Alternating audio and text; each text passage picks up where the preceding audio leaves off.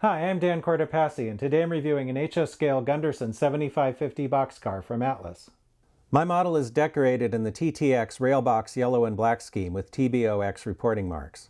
I got my car as a review sample from Mike's Trains in Thomasville, North Carolina. The MSRP on the Atlas website is $62.95.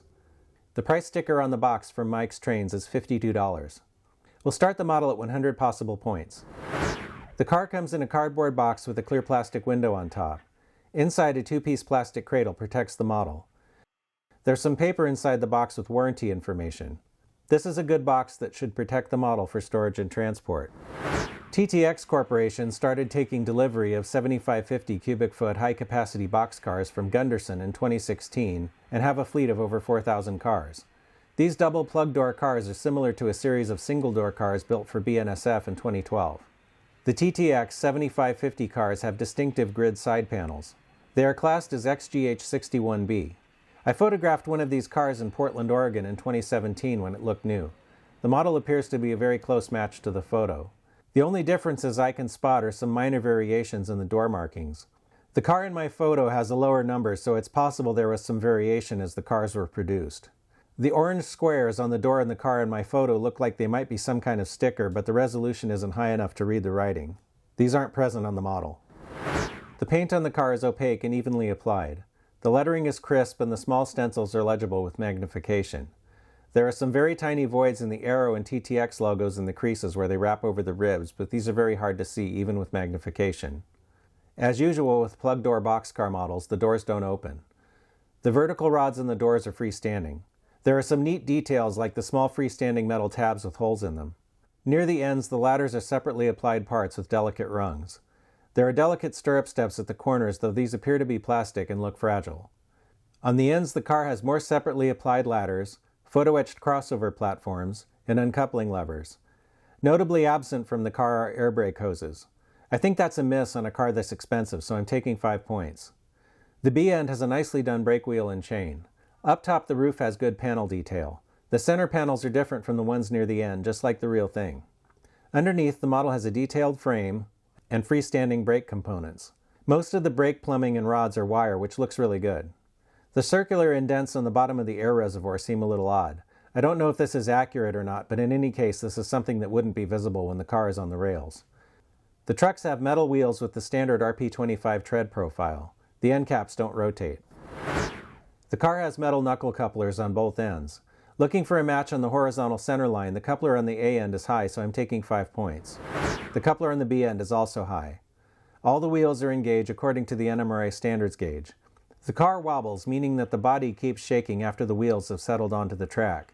This can make the car shimmy in an unrealistic way when running, so I'm taking 5 points. The car weighs 6.8 ounces, which is over the NMRA recommended weight of 5.25 ounces for a car of this length. Personally, I like a little extra weight as I think it makes the models track better. The car is free rolling. Because the couplers are high, the car needs to be lowered. I'll start by removing the trucks. Since it's my preference, I also want to change the couplers. I only see one screw. Unfortunately, it looks like this is one of those boxcar designs that makes changing the couplers difficult. The screw loosened the center part of the frame a little bit. To avoid taking the entire underside apart, I'll wedge the coupler box open with a screwdriver. Now I can remove the coupler and spring. The draft gearbox lid is loose and wants to move around. It took some fiddling, but I managed to get a KD158 coupler in there and put everything back together. Since changing the couplers is my preference, I'm not going to take any points here, but I don't think any model should be made this way. The couplers should be relatively easy to change. Lowering the car is going to require removing material from somewhere. There isn't a lot of material to work with on the trucks. I ended up filing the bolsters on the bottom of the car body. I fixed the wobble by tightening the truck screw on one end so that the truck can swivel but not rock. The other end should be left a little looser.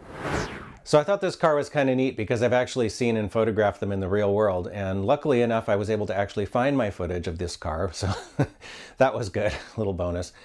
I think Atlas did a good job overall with this thing. It's got a lot of nice detail and it's pretty accurate. I'm a little disappointed by the lack of air hoses, and I'm a little disappointed by the draft gearbox design.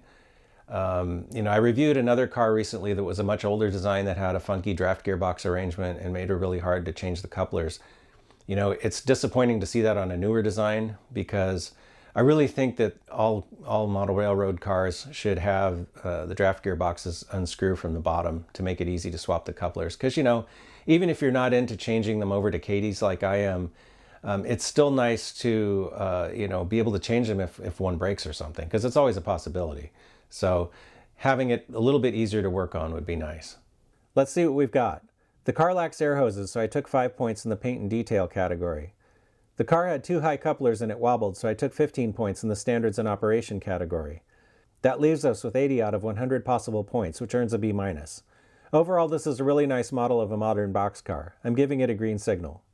I think Atlas did a pretty good job on this boxcar. If you're looking for a modern era freight car for your HO scale layout, then I think you might like it. If you like this video, then please like, comment, share, and subscribe. Stay tuned and thanks for watching.